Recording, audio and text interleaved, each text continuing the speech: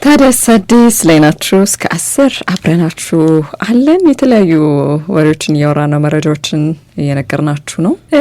ዛሬ ከያዝናቸው ወሬዎች መካከል ቅዳሜ የተካሄደውን ኮንሰርት ይመለከታል። እኔ የማስተዋል እያዩ ፋኔን ግን አጋጣሚ ከከተማ ወጣ ብዬ ስለነበር ኮንሰርቱን መግባት አልቻልኩም። ግን የገቡ ሰዎች በጣም ብዙ አድናቆት ሲያሰሙ ሰምቻለሁኝ። ከዛ ጎን ለጎንም እየተነሱ ያሉ አንዳንድ ነገሮች ነበሩ። በአጠቃላይ ግን ኢቨንቱ ኮንሰርቱ እንዴት ነበር የሚለው ልናወራበት ነው አይደል? ቢቲ ክሬቲቮች ጋር ደውለናል። አዘጋጆቹ ቢቲ ክሬቲቮች ናቸው። ቢቲ ክሬቲቭ እንግዲህ ባለፈውም የአዲስ ለገሰን አልበም ሪሊዝ እነሱ ነው የሰሩት። ሄኖክንም እንደዚሁ አሁን ደግሞ ከፍ ባለ የማስተዋልን ሚሊኒየም አዳራሽ መጥተው ነበረ። ወጣት ልጅ ነው፣ ቴዲ ይባላል። ቴዲን መቼም ታውቁታላችሁ። ቴዲ እንዴት አልክ? ኑላዊ እንዴት ነሽ? ያለናለን ይመስገነው ሁላማን አለው እግዚአብሔር ይመስገን። እንዴት ዋላችሁ? አለን። የቅዳሜ ኮንሰርታችሁ በደንብ የሰዎችን ትኩረት ይዞ ይሄው ማክሰኞ ድረስ መጥቷል። ከርሟል። ማስተዋልም እንደዚሁ በኢቨንቱ ደስተኛ እንደነበረ ለመጡት ምስጋና እንዳቀረበ ለአንዳንድ ጥያቄ ለተነሱትም ይቅርታ ብሎ ማህበራዊ ሚዲያው ላይ ፖስት አድርጎ ነበረ። ወደዛ ከመሄዳችን በፊት ግን እንደ አጠቃላይ ኢቨንቱ እንዴት ነበረ የሚለውን እስቲ በአዘጋጆች በኩል በተመልካች በኩል ቆንጆ ነው ሲባል ነበር። በጣም የሚገርም ጊዜ ነበረ። በጣም ብዙ ነገሮች ኤክስፔክት ካረግናቸው በላይ ሆኖ ነው ያለፉት። በተለይ ከሰው ቁጥር ጋር ተያይዞ የኛ ኤክስፔክቴሽን እና የመጣው የሰው ብዛት አልተገናኘልንም። አጠቃላይ ግን በነበረው ነገር በጣም ብዙ ህዝብ ማስተዋልን እንደሚወድ ያየንበት፣ የመጣው ህዝብ ደግሞ ማስተዋልን ብቻ ሳይሆን ሙዚቃ የሚያቅም ሰው እንደሆነ በደንብ የተረዳንበት። ምክንያቱም ከማስቴ በላይ ህዝቡ ነበር አብሮ ሲዘፍን የነበረው። እያንዳንዱን ግጥሞች በሙሉ አብሮት ሲል ነበር። ሶ የኛ ህዝብ እርግጥ በዚህ ሰዓት አሁን ሙዚቃ በጣም የሚያዳምጥ ህዝብ ነው ያለውና በደንብ የሚያዳምጠውን ደግሞ የሚያቅ ህዝብ የተመለከትንበት መድረክ ነበር። እንደ ቢቲ ክሬቲቭ ቀደም እንዳነሳሽው እስካሁን ስንሰራ የነበሩት ሾዎች አጫጭር ሾዎች ናቸው። ከፍተኛው 3000 ሰው የነበረበት ኮንሰርት ነው የአዲስ ለገሰ። ይሄኛው ደግሞ በቁጥር ከ15000 ሰው በላይ የተገኘበት በጣም ትልቁ እና በጣም አስገራሚ ጊዜ ሆኖ አልፏል። 15000 በላይ ሰው ተገኝቷል። አዎ አትርፋቸዋል። እሱን እንኳን መቼ የምናጠፋት አይ ባልሰራም እኮ እንዳስጠፋሽኝ ቴሪታው እንደዚህ አታጋልጠኝ። በዛው ምናልባት ቴዲ ሲነሱ ከነበሩ አስተያየቶች መካከል የድምጽ ጉዳይ ጥራት ጉዳይ ነው። ምናልባት ራሱ ኦዲየንሱ እኩል ከማስተዋል ጋር ስለተጫወተ የማስተዋል ድምጽ በደንብ ብቻ ምንድነው የተፈጠረው ነገር? እዛ ላይ የሚሰጡ አስተያየቶችን እንዴት አያያቸው? አው የሰማው ነበር። ቲክቶክ ላይ እንደዚህ አንዳንድ ቪዲዮዎችንም እያየው ነበር። ድምጽ ጋር ተያይዞ እኛ ምንድነው ኤክስፔክት ያደረግነው የሰው ብዛት የሚሆን ስፒከር አዘጋጅተናል። በተቻለ መጠን ምንድነው እኛም እንዳዘጋጅ ያደረግነው ከተማው ላይ ልምድ ያላቸው ፕሮፌሽናል የሆኑ ባለሙያዎች እንዲሳተፉበት ነው ያደረግነው። ከድምጽ ጥራትም አንፃር ጥሩ እንዲሆን ማለት ነው። ከድምጽ ኢንጂነሮቹ ጀምሮ የተጠቀምነው እቃ ለዚሁ በጣም ጥሩ ደረጃ የሚባል ነው። ምንድነው የሆነው? አንደኛው የመጀመሪያው ቅድም ያነሳሽው ነው። ከስፒከሩ ድምጽ በላይ ህዝቡ ድምጽ በልጦ ነበር። ማስተዋልን በጣም የሸፈነው እስኪመስል ድምጹ እንትን ነበር። ሌላኛው እኛ ይህንን ስፒከር ስናዘጋጅ በዚህ መጠን ስናረገው ኤክስፔክት ያደረግነው የቁጥር ብዛት ነበር። ቢኮዝ ላስት ሚኒት ድረስ ያው ቴሌብር ላይ ስለሆነ ሽያጭ ይካሄድ የነበረው ሪፖርት እንቀበላለን እና ኦልሞስት የመጨረሻ ቀን ላይ ካለው 2 እጥፍ ያህል ሰው ነው ጨምሮ የመጣውና ዋው ከዛ ደግሞ ወደ ጥግ ላይ በጣም አጥብበ ነው እንደውም ላስት ሚኒት ምንድነው አሁን ከረንት ሚሊኒየም ላይ የነበረው ኤክስፒሪየንስ ያው ያስቴር ነው ታውቁታላችሁ። ያን ያህል የሰው ቁጥር ስለሆነ ኤክስፔክቴሽናችንን እኛም ኢቭን በመጋረጃ በጥቁር መጋረጃ ሁሉ ከልለ ነው የላይኛውን ቪአይፒ ቶታሊ ያልተጠቀም ነው። ታችኛው ላይ ብቻ ነው ለመጨረስ ያደረግነው።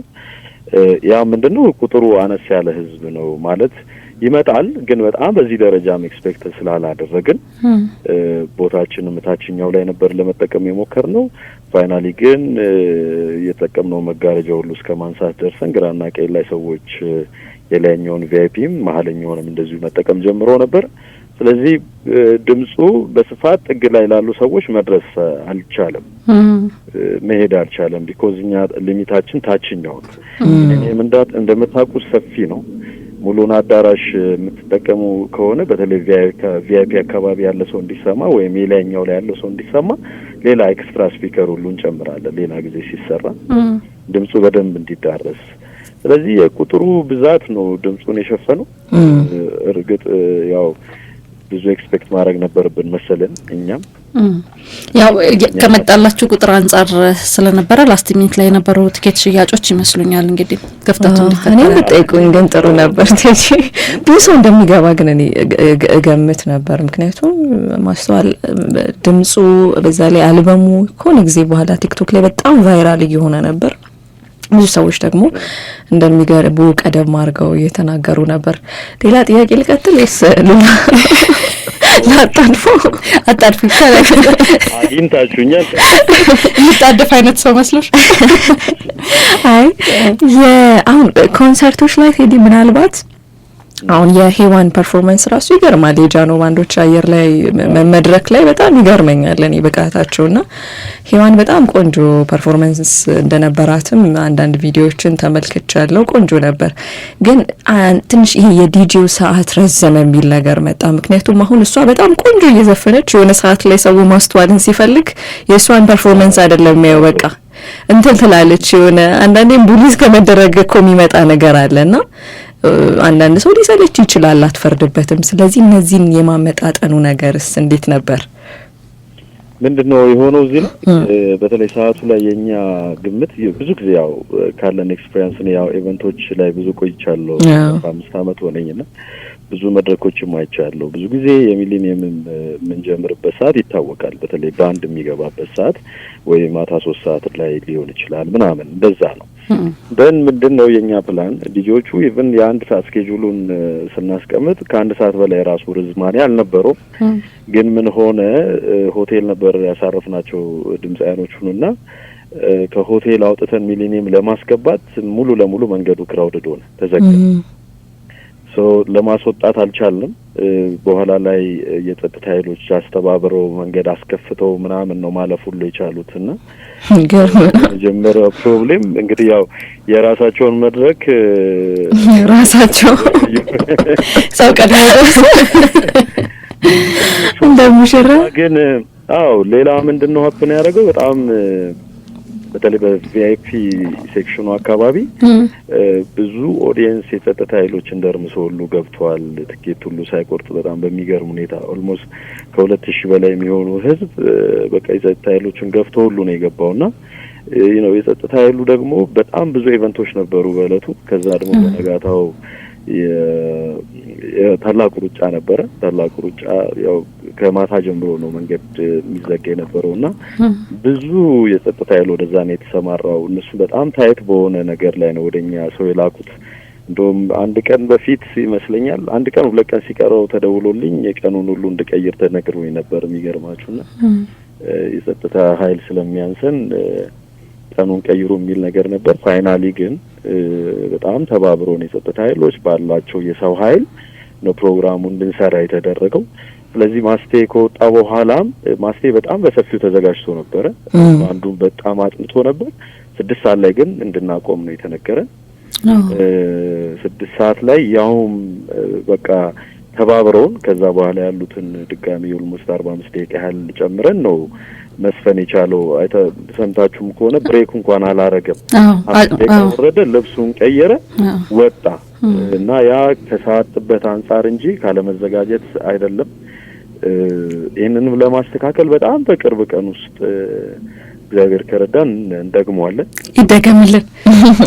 አረኛ ራሱ እኮ ከውጭ ሆነን እንዴት በጉጉት እንዳለቅን እንደግመዋለን።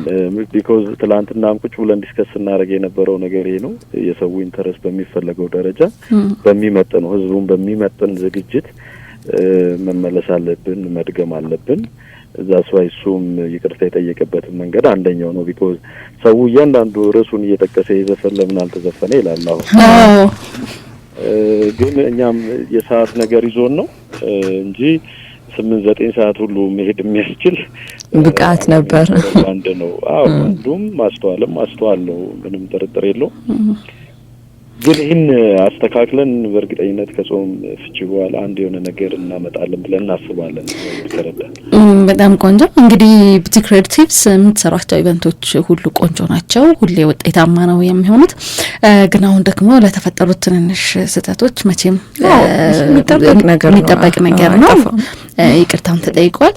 እንደ ኦዲየንስ ደግሞ ማስተዋልን የሚወድ ሰው ማስተዋልን የወደደ ሰው ነው መቼም አይደለ ኢቨንቱ ላይ ያመጣው። በዛ ልክ ጸጥታ ኃይሎች ጋር ግብግብ ፈጥሮ ሳይከፍል መግባት ማለት ደግሞ ሙዚቃ ከሚወድ ወይ ሙዚቃ ከሚያደንቅ ሰው የሚጠበቅ አይደለም። 2000 ሰው ደግሞ በጣም ብዙ ነው በዛ መንገድ የገባ ሰውና እሱ ራሱ በጣም እንዴ የሚያስብል ጉዳይ ነው። በዚህ ልክ ዝግጅት የተደረገበት ፕሮግራም፣ በዚህ ልክ የተለፋበት ፕሮግራም ላይ በዚህ መንገድ ለመግባት ማሰብም መሞከርም ልክ አይደለም። እንደው አድማጮቻችንን ቢሰሙት ብዬ ማስበው። ቀጣይ እንግዲህ እኛም አለን ቅዳሜ ባታረጉት አርብ ቢሆን ያሁኑ እንደ ሀሳብ ሉላን ኮፒ አርገናትም ቢሆን ችግር የለም። ቀኑ ያጣላንም አይደል?